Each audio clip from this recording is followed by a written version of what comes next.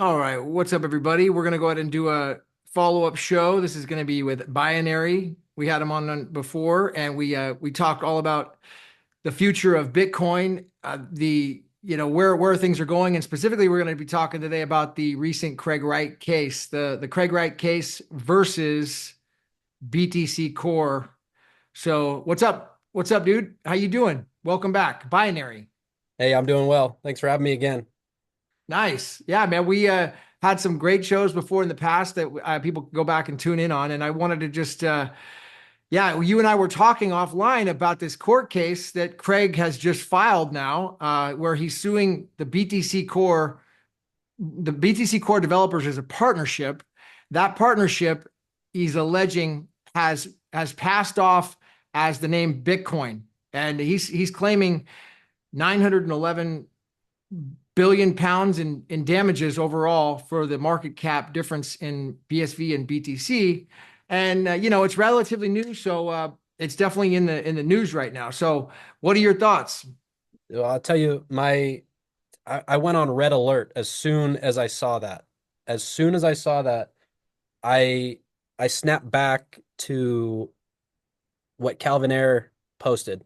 I remember he was like he was like, BSV is gonna run up to $1,000 in January, when I really start buying, as we come up to the trial.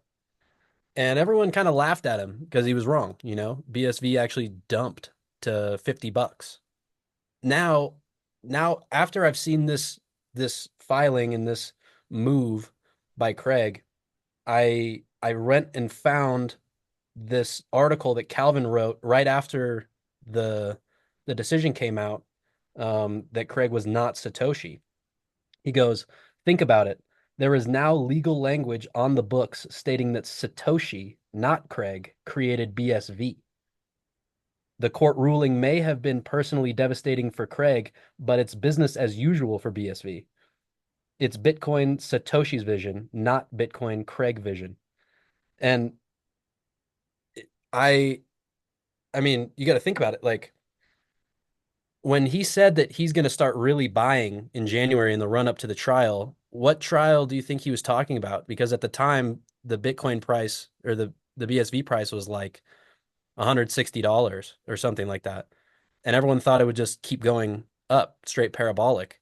Why would he buy at that level if he knew what was going to happen? I mean, we had all of the inside documents from Christian Ager Hansen talking about how Craig was going to lose. I mean, you saw it. It was pretty obvious that Craig was going to go down initially, and maybe an appeal would come back and help him out. But the entire purpose of the court case was to separate the two entities and prove that Bitcoin was created by Satoshi and that Bitcoin, in its original implementation, is actually Bitcoin Satoshi's vision. Then you file this, then you file this against Bitcoin Core and you say, here's what happened. Satoshi invented BSV and you've been passing off, um, Bitcoin Core as Bitcoin. We don't know who Satoshi is, and neither do you, evidenced by this last court case. So, what are you going to do about it? Debate me or don't. I'm coming for it all. And when things start moving and Calvin starts buying at an all-time low valuation at $50 for Bitcoin, in the grand scheme of things, $50 Bitcoin is an all-time steal.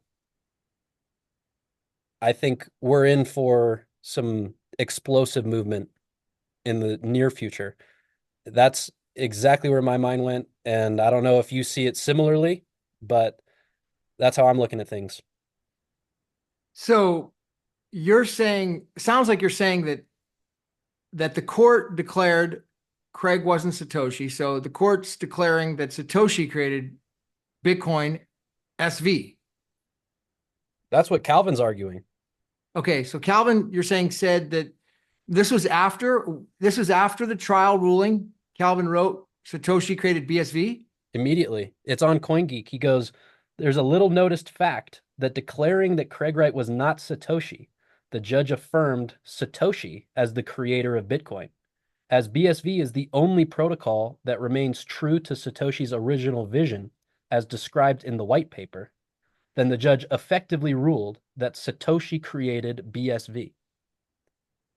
Okay. That's Calvin's argument, and a lot of people said, oh well, he's grasping for anything. He just took the loss, and maybe he is, but he's also making a point that they got what they wanted.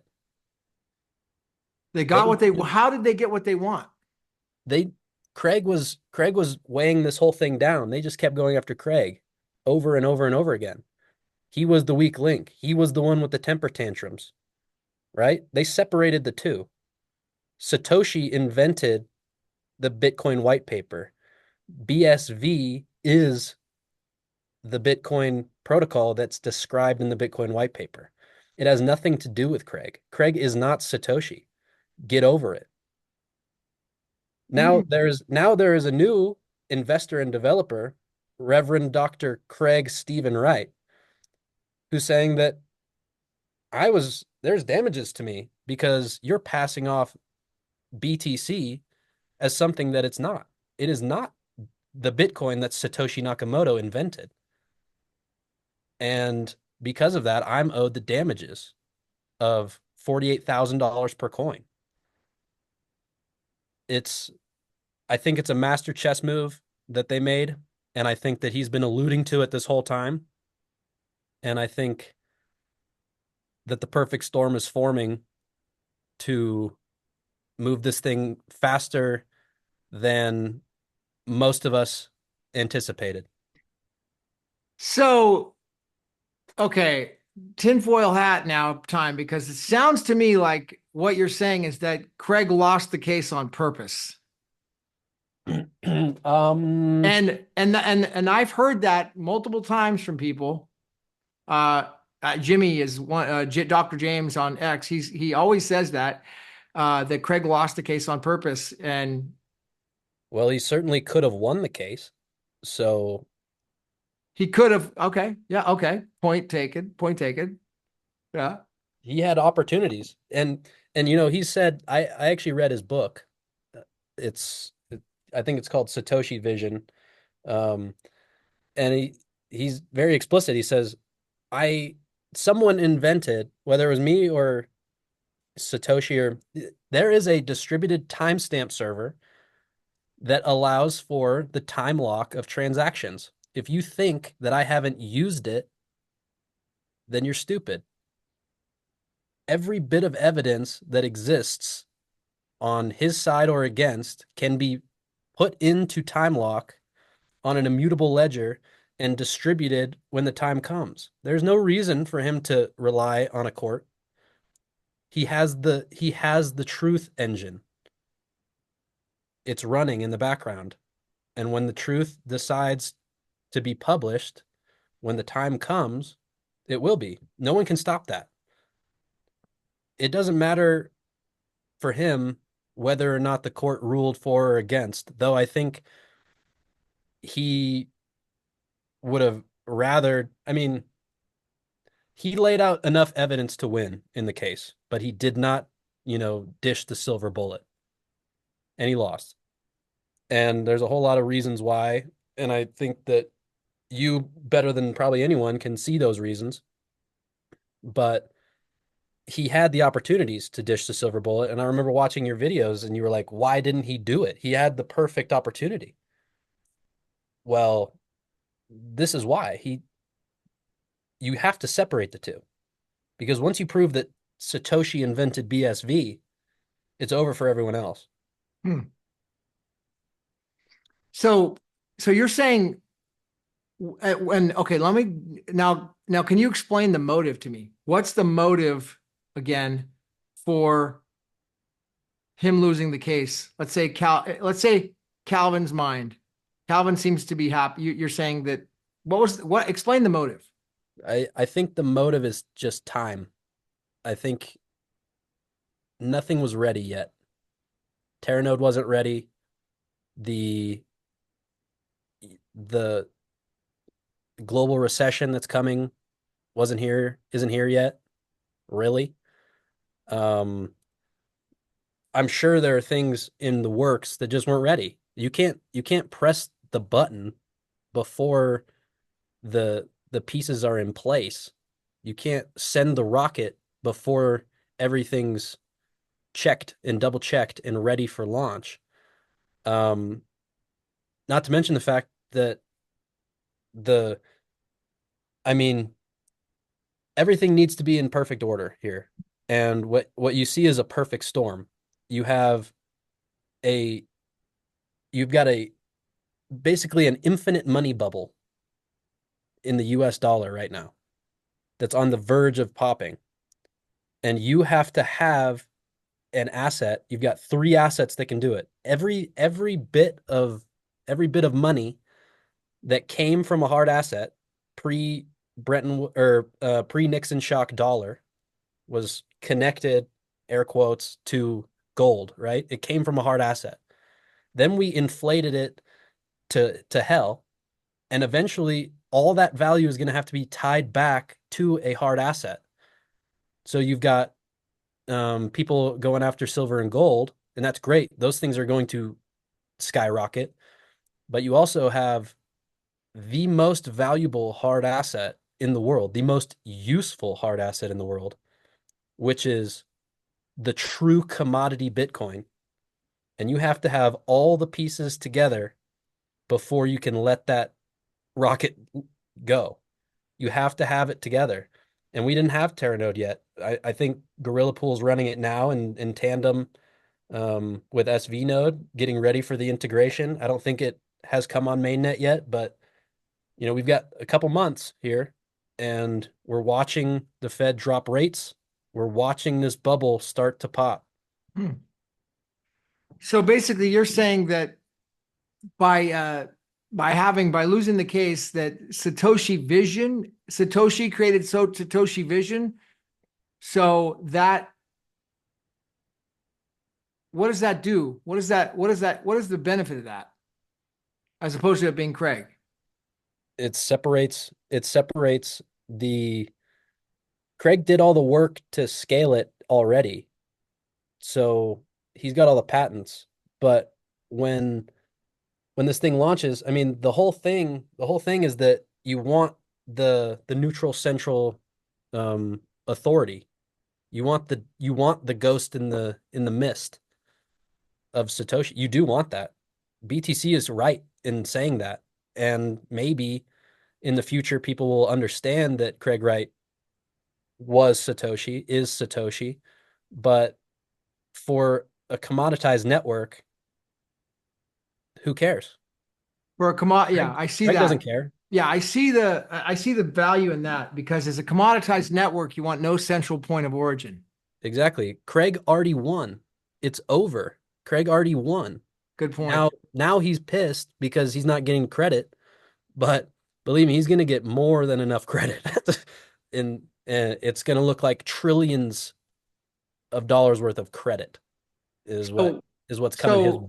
should BTC Core be they don't seem to be too worried about this case. I've seen some of the people on there. They're saying, "Oh, we don't even want to waste our time commenting or covering anything about this case because Because they're shitting their pants. I I shat my pants when I saw that. I was like, "Are you kidding?" It was such a great. I mean, maybe I'm wrong. And you know what? Maybe this takes another 5 years. It doesn't matter. It's all about competition, and they cannot compete because they've they're walking around on crutches. I mean, what seems to be the issue with one of their guys coming to debate Craig? He put out a thing and he wants to debate one of the guys in BTC Core, and I said I would host a debate. Do you see anyone? Is there anyone that you might think of that could step up and do that? Um, no, I don't think that anyone there's the people that understand that Bitcoin is a commodity, and then there's the people that don't. And those are the only two people in the world. And then if and that BTC is not a commodity, and that's the whole point. If you can understand that, then there's absolute, and the people, I think the people who would go to that conversation really do understand that it is not a commodity. I think they do understand that. The highest level people understand that. And that's an advantage for them in the system they're building, which is off-chain, centrally controlled through exchanges. Um, they will not debate someone who understands it. It seems like that's been the problem. Nobody seems to be wanting to debate him about this. And why do you think that they're so upset? It seems like people are so obsessed with tracking the price of BTC, and I keep on seeing it nonstop. The price is going to go up, they say, on BTC, and they host spaces with 500 people in it, and I see videos. Why is it? Well, What's the obsession with that? it's a Ponzi scheme. If the price goes up, then you still have time to get out. It's all about getting out. I mean, that's that's like the problem is the fact that Bitcoin right now, and this goes for BSV as well, and it's the problem that I'm trying to solve. Bitcoin is subsidized by fiat. Every day, Bitcoin is sold to pay for the electric bill in a fiat currency, period. End of story. That will always be the case for BTC. It will always be something to sell for fiat, always, because you cannot scale an electric grid on top of BTC. You can't make a payment. You can't settle microtransactions or um, electrical transactions on BTC. It is too expensive. It's too much energy. You can do it on big block Bitcoin. And when that happens, that's what hyper Bitcoinization is. That's what it is. When you no longer have to subsidize the system on fiat to let it run itself. When electricity is priced in the Satoshi, the game is over. We live in a new world. Um, that's that's the big problem. That's the thing that BTC can never solve.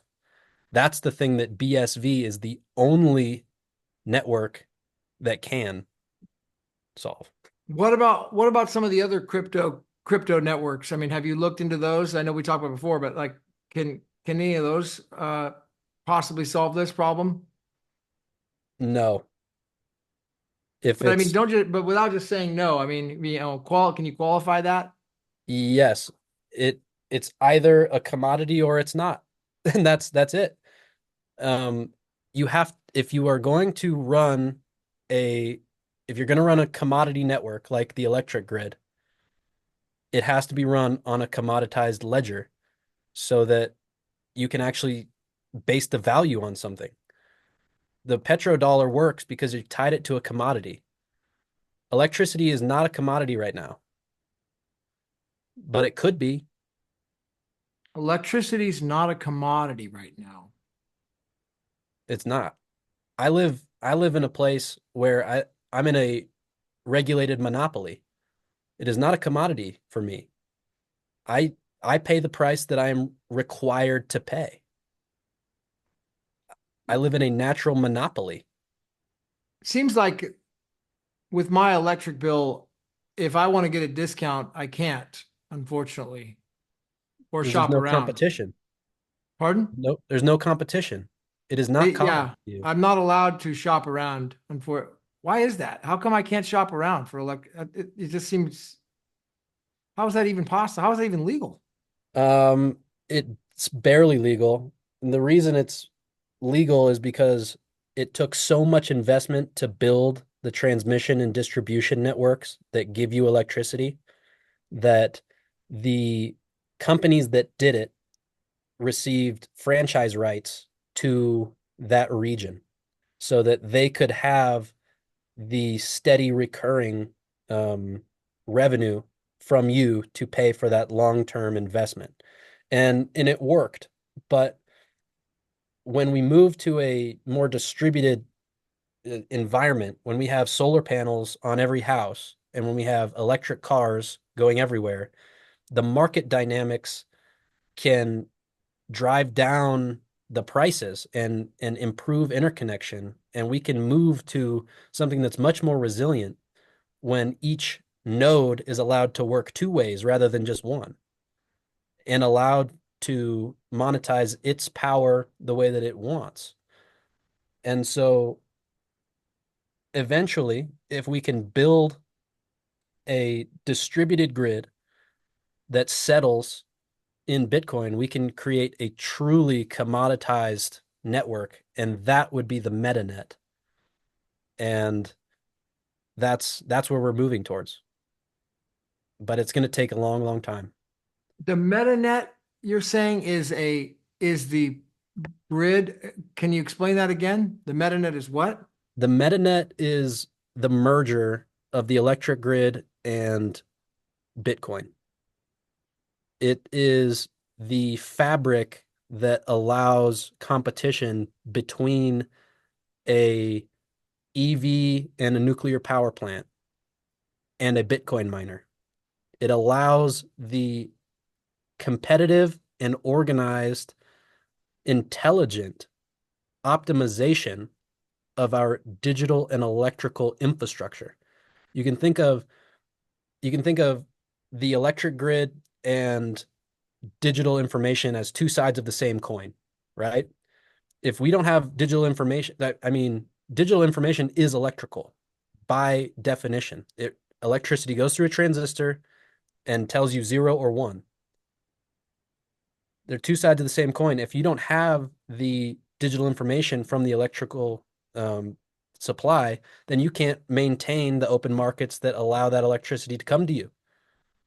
You cannot get rid of one or the other.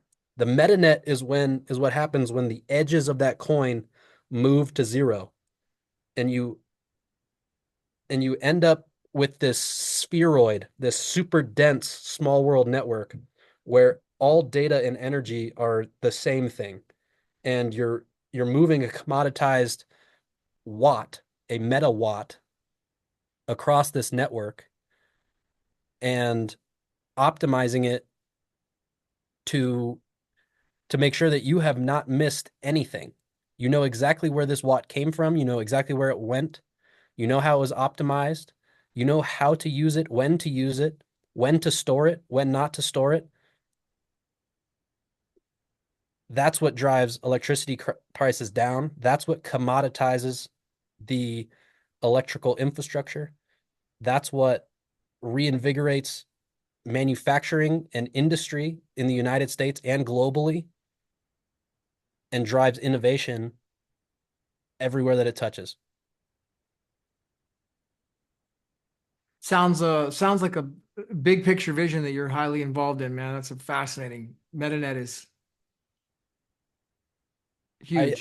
I I think that this is, so there's really two aspects to the metanet, and most people talk about the actual Metanet protocol, which is the directed acyclic graph made up of nodes and digital signatures. So like the actual graph of where a Satoshi went over its time, right? That's the Metanet.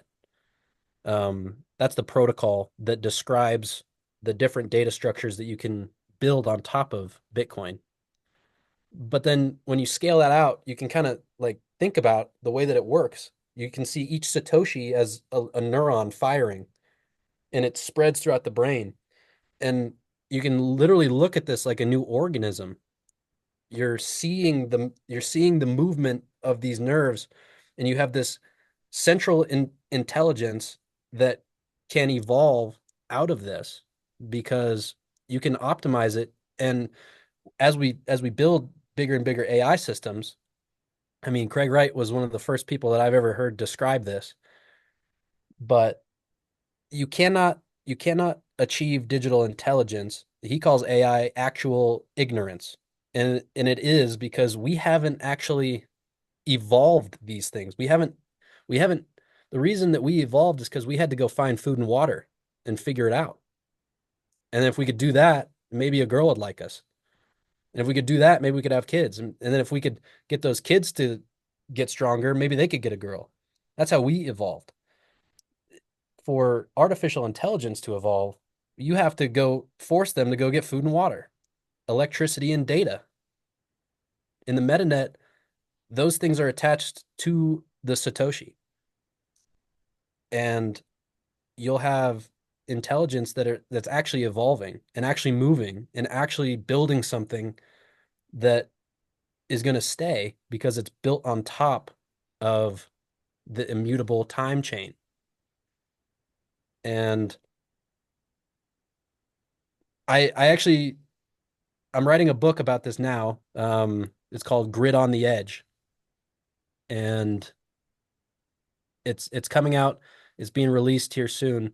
But it talks about all this, and it really describes the bigger picture of what MetaNet is and how you can see it, how you can view it, and and just how important it is to to move in this direction where everything is more distributed, everything is more resilient, and you're able to save your economic energy in a way that was previously unimaginable. Our time is being inflated away from us every day. Every day, my time is gone because I'm valuing it in a thing that gets printed from nothing. But if I hold my economic energy, if I hold my time in something that gets cheaper to use as it gets bigger and gets more valuable as it gets cheaper to use, everything starts moving faster. The world gets smaller, business opportunities open up, innovation. I mean, it's exactly what Jack Lew said. Like when this thing happens, we're not going to have 8 billion people on the planet. We're going to have 80 billion people on the planet. The the explosion of growth and prosperity is going to be something that we've never seen before. And it all starts from time chain. It all starts from Bitcoin. Yeah. It all starts from Bitcoin, man. That's a that's a good place to end it, man. I mean, any final thoughts here? I mean, it sounds like you painted a really good picture on this court case and the MetaNet and where we're going and with this vision, man. It's really intense. I mean, so yeah, any thoughts about predictions here with this court case of how you think it's going to end up over the next near future? Well, all I'm doing is stacking sats. That's all you can do. Um, and so as far as the court case, best of luck to both sides. But at the end of the day, it's going to come down to competition on chain, and may the best man win. Definitely. Yeah. And I would say, where do people find you? But it sounds like you're going to stay private for now regarding the book until you're able to come out publicly more, it sounds like. So Well, yeah, yeah. The book's called Grid on the Edge. Check it out, gridontheedge.com. Um, if you're interested in what I had to say, reach out to me there. gridontheedge.com. Nice. Dude. All right. This is great, man. We got a nice little thing. Oh, everybody be sure to go to his site, gridontheedge.com. We'll tune in and we'll keep you updated on this court case here on this channel, see whatever else happens, and we'll do this again real soon, my man. I'm so good to see you and look forward to seeing you again in person. Appreciate it, Gavin. You have a nice day. All right, I'll see you at the top.